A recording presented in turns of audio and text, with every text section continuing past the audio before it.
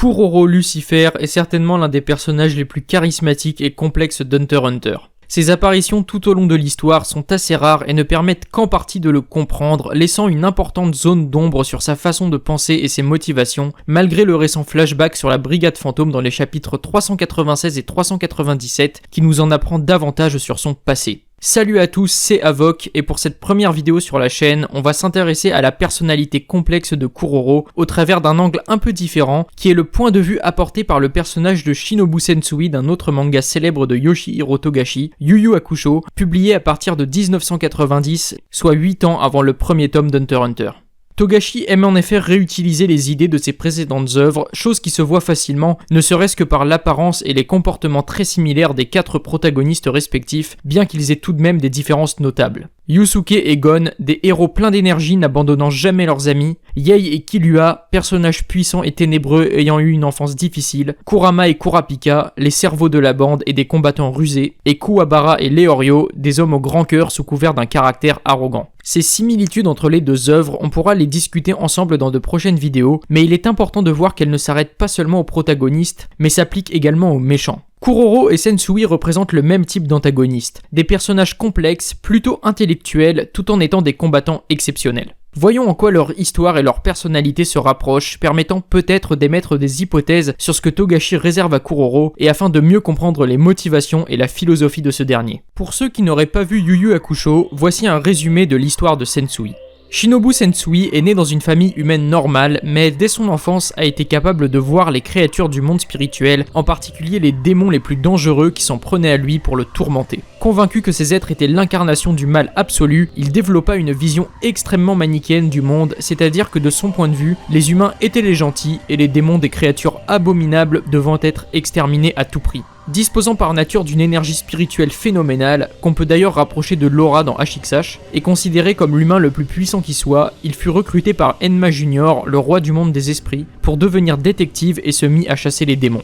Il devint redouté de toutes les créatures spirituelles pour sa puissance et son aspect sans pitié, mais devint ami avec un démon, Itsuki, qui partageait son goût pour une émission de télé et l'admirait, et ils commencèrent à faire équipe.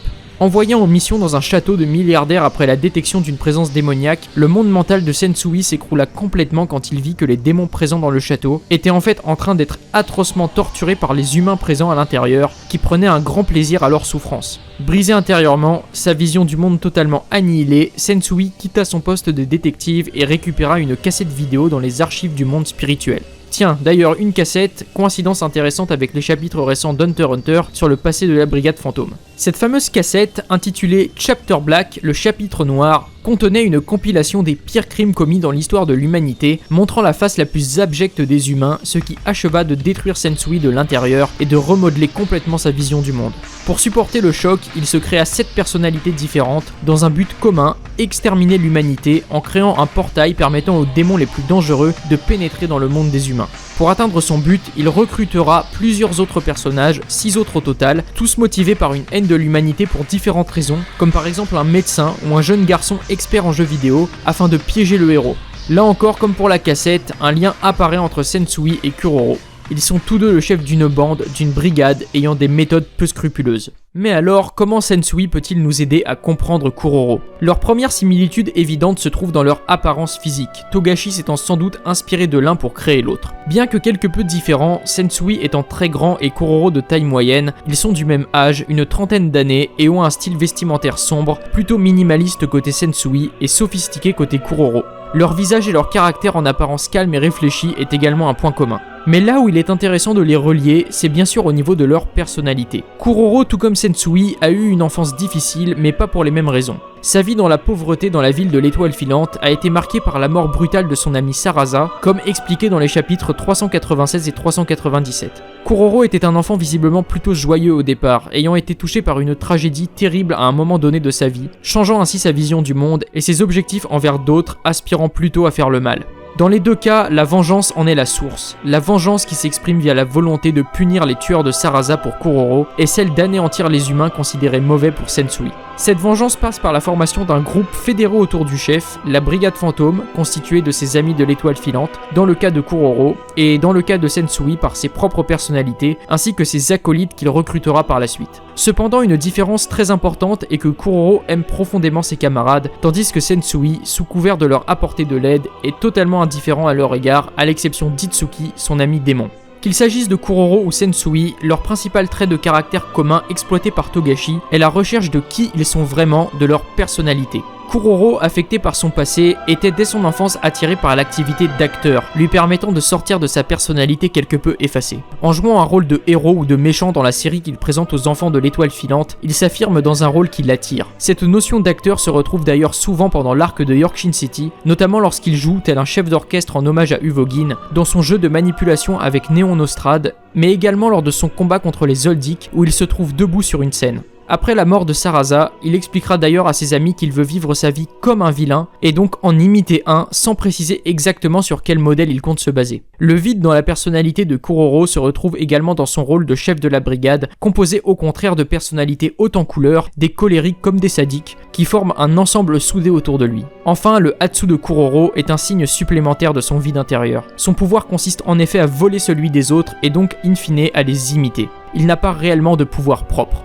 De son côté, Sensui, qui avait une vision manichéenne du monde à l'origine, a été confronté à une toute autre réalité qu'il a démolie intérieurement. Les 7 personnalités créées lui permettent ainsi de diviser cette charge mentale et de l'orienter vers sa soif de vengeance, non pas envers quelques humains, mais la totalité de l'humanité.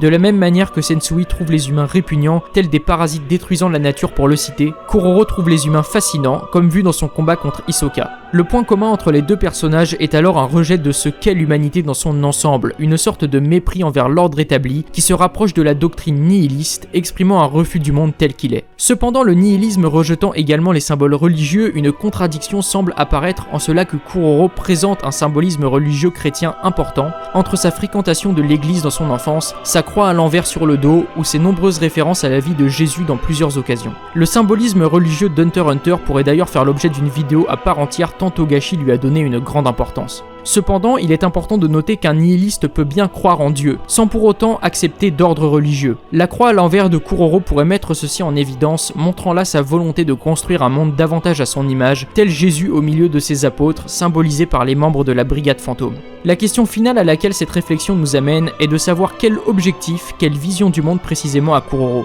Dans l'arc de Yorkshin, il explique à Gon que les motifs des actions sont ce qu'il y a de plus important chez les humains, et alors qu'il est dans la voiture enchaîné par Kurapika, il affirme que sa vie ne vaut rien et que l'araignée survivra de toute façon sans lui. Il projette ainsi sa personnalité dans l'araignée elle-même, qui doit quoi qu'il arrive lui survivre, et ses idéaux avec elle. Comment alors prévoir ce que Togashi a comme projet pour Kuroro et comment sera sa fin si tant est qu'ils doivent mourir? Dans les derniers chapitres, il apparaît assez clairement que les membres de la brigade sont destinés à mourir sous peu, mais la mort de Kuroro, si elle a lieu, sera sans doute assez spectaculaire.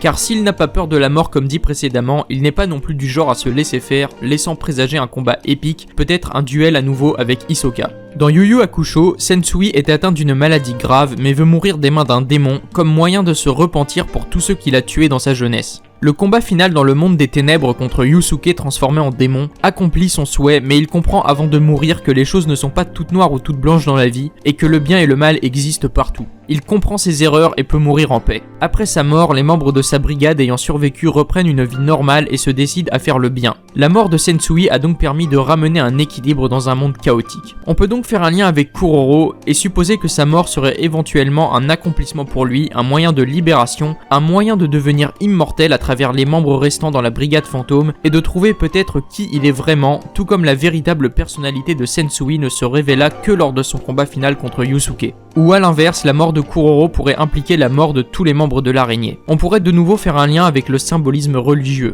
Kuroro pourrait se sacrifier pour sauver ses amis ou même les passagers du bateau dans la guerre de succession, tout comme Jésus par sa mort sauva l'humanité. Quoi qu'il en soit, certains éléments manquent encore pour pouvoir véritablement conclure sur les motivations de Kuroro, notamment savoir s'il a réussi à retrouver les assassins de Sarasa, qu'est-ce qui a été écrit sur le fameux message contenu dans le sac, et comment il a découvert le Nen. Ce qui est certain, c'est que la suite de l'arc de la traversée, puis celui du continent caché, lui réserve une place de choix. Merci d'avoir regardé cette vidéo jusqu'au bout, j'espère qu'elle vous a plu et permis de mieux comprendre Kuroro sous l'angle de Sensui et tous les parallèles possibles. N'hésitez pas à me dire ce que vous en avez pensé en commentaire et si vous avez des idées de vidéos en particulier, et moi je vous dis à la prochaine pour de prochaines vidéos, salut à tous.